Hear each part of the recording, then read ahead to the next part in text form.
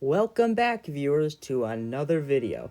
Today I'm going to talk about one attraction at Walt Disney World that stands out among the rest. Sure, many attractions stand out in their own way, but this one feels so unique and interesting that it's my favorite Disney attraction, which honestly doesn't get enough attention. Well, obviously you read the title, and that ride is Kilimanjaro Safari.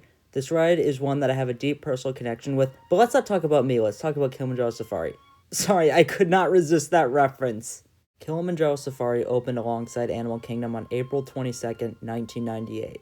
The ride is a guided safari tour through a near one-to-one replication of an African ecosystem where you get to see real animals and zero animatronics. But the actual concept of a ride with real animals predates Animal Kingdom, going back to the development of Disneyland, where initially Walt Disney wanted to put real animals on the Jungle Cruise. However, due to the logistical issues of having real animals in a theme park, Walt ended up using animatronics.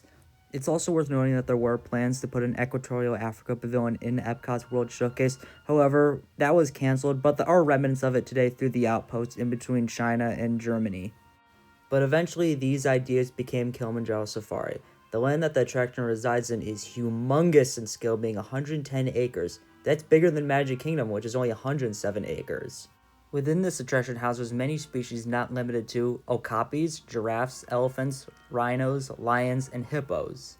The ride also has both real and artificial elements, including termite mounds, acacia trees, and even a replica baobab tree, which looks quite real. But before we talk about the ride, I want to bring up the land that Kilimanjaro Safari resides in, that being the Africa land. For me, I think that the corresponding land adds to an attraction's quality. The Africa section has its own backstory, being the African village of Harambe. No, not that Harambe.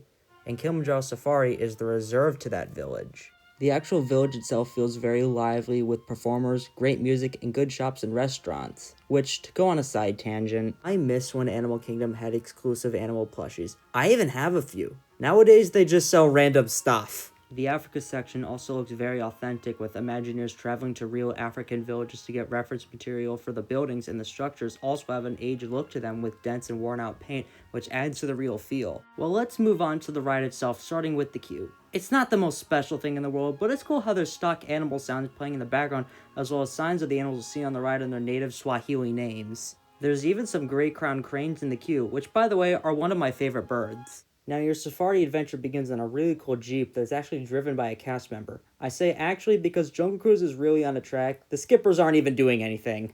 Which, speaking of Jungle Cruise, Kilimanjaro Safari really feels like a derivative of Jungle Cruise in the fact that on one hand, Jungle Cruise is comedic and is more of an exaggerated depiction of tropical biomes. Kilimanjaro Safari is more of edutainment while also having an accurate depiction of African landscapes, starting with the Ituri Forest section, which is actually a real forest in the DRC. And the animals you see here are mostly named to that region, with bongos, okapis, and saddlebill storks. I mean, there's also misplaced wildlife such as the kudu and the black rhino, but that's not a problem. Then you will head to the Safi River, which has hippos, crocodiles, pelicans, and black vultures, which aren't actually supposed to be on the tour. The vultures are just native birds that just happen to like the place. I've also been lucky enough to see a hippo out of the water, just wanted to add.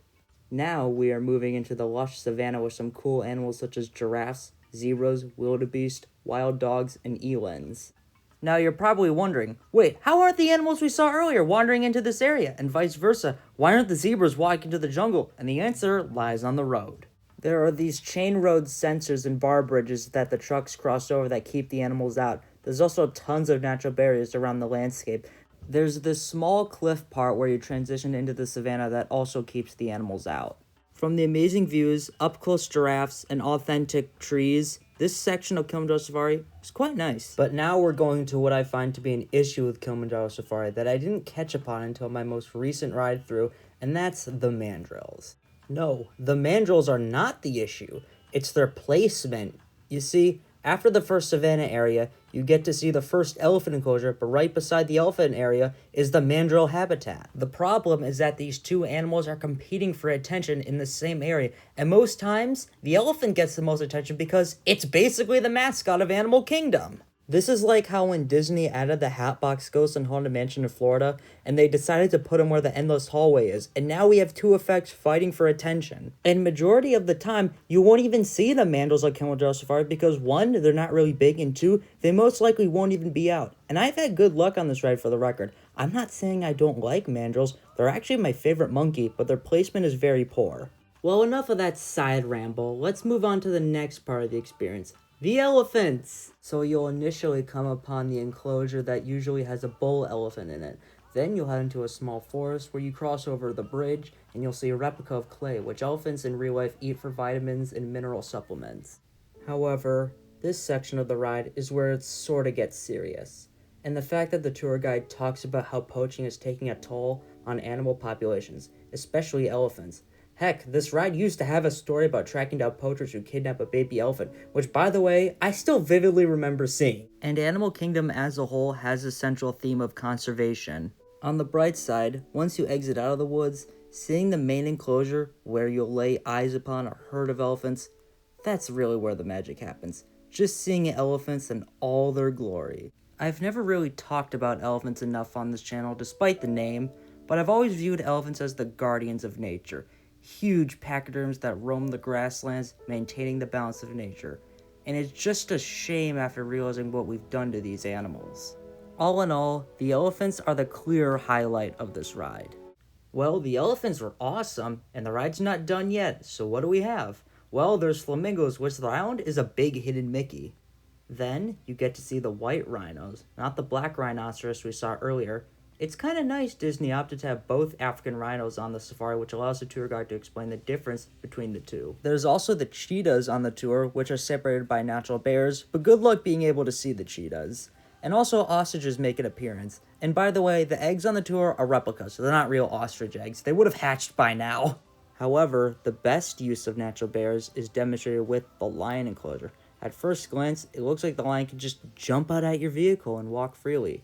However, there's a lot more going on under the hood, as there's a big ditch that separates the lions from the rest, and you can't really see that ditch unless you go on Google Earth. Just a personal thought, but my life will be complete the day I see the lions on this ride roaring. Oh, and there's also warthogs. Forgot about that. And this is the part where your amazing adventure through Harambe Wildlife Reserve comes to a conclusion.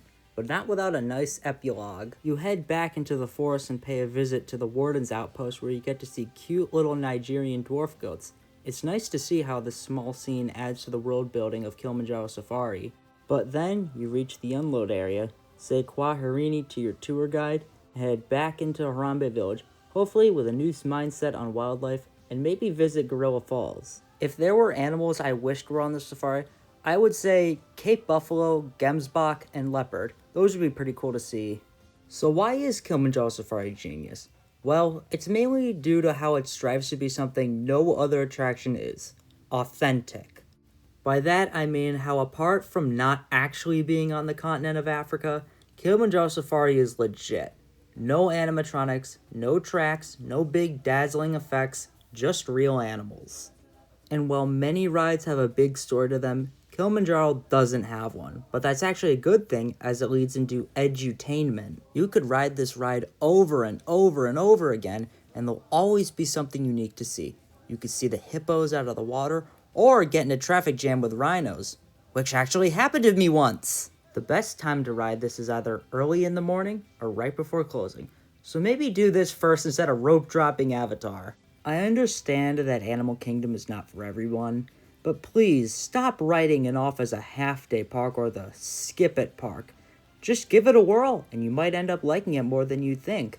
Animal Kingdom is just a beautiful place that blends conservation, thrills, education into one great park. Dinosaur may have 6 months left to live, and that's a very tough pill to swallow, but when it all ends, we'll still have Kilimanjaro Safari to keep us company. Hey, quick question. Why is that in the first Jurassic Park film, the T-Rex is like the second animal they see on the tour? You know, the most popular dinosaur ever. Wouldn't you want to save the best for last, or at least have it in the middle, like Kilimanjaro Safari has the lions at the ending? What, like, were they gonna, like, loop back to the T-Rex? I mean, I guess they were, but it just feels weird to have the T-Rex as the second animal on a dinosaur tour. It just feels like you're just at the climax first. I don't know.